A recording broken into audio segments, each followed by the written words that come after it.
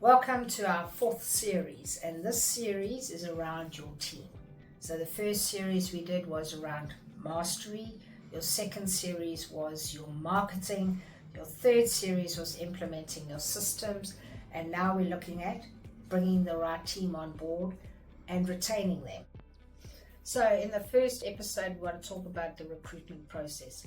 So what's important is there's two areas that you can look at. It depends on which business you're in. So are you in a mature business you already have team in place, or are you a startup business or in a business where you've basically been the business and you've done everything and now you're looking at employing somebody. So we're going to look at the mature business for this particular episode. And what I'd like you to look at is your current team that you've got. Now, if I had to pose the question to you and say, if you had a choice, I'm not saying it's going to happen, but if you had a choice, how many of those team would you re-employ if you could?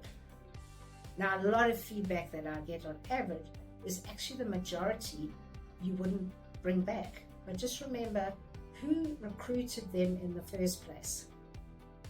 So we won't have that conversation now. We'll have that conversation when you and I chat.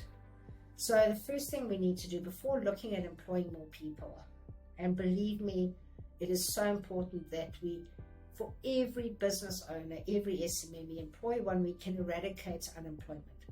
Absolutely. But let's first look at the team that you have.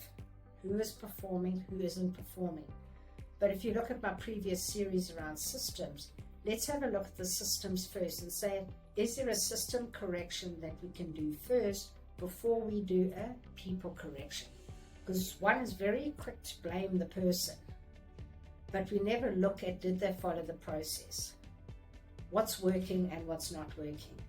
I understand it's easier to point fingers, but at the end of the day, I think what's fair is if we do what we talk about in the third series, and just go back and look at those if you haven't already or you need a refresher. But when you've put all that in place, then you'll be able to tell if you do have the right team on board. So before looking at recruiting someone, so let's look at my existing team.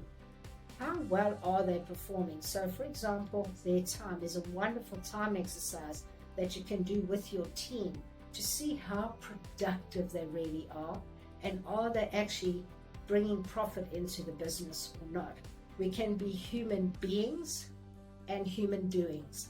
And most people are human doings. They just do without having any idea if it's actually adding value or not.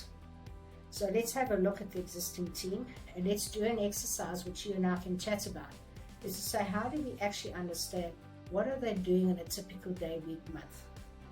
How effective is it, and is it actually delivering on what the expectations are? We just assume. And often you'll find as well, when a person is busy, we employ somebody to take some of that busyness away, but we're not actually getting to the root cause of what the problem is.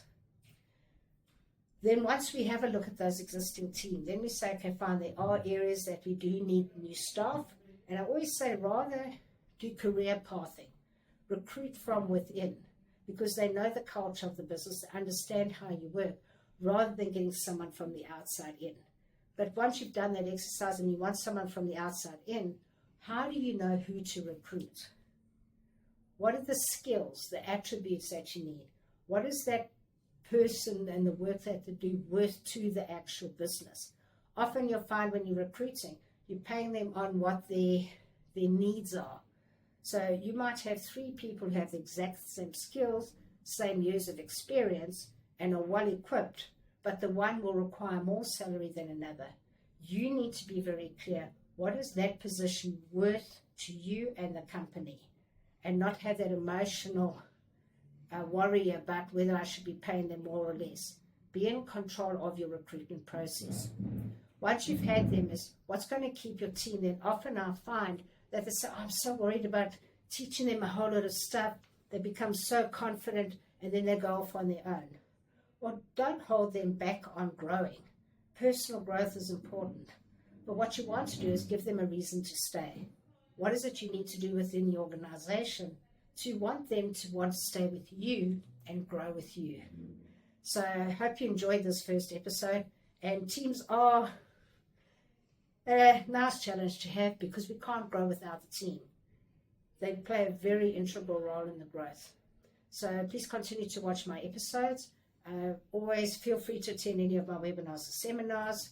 Also, feel free to have a 10-minute chat with me. We can discuss exactly where you're at and where you want to go.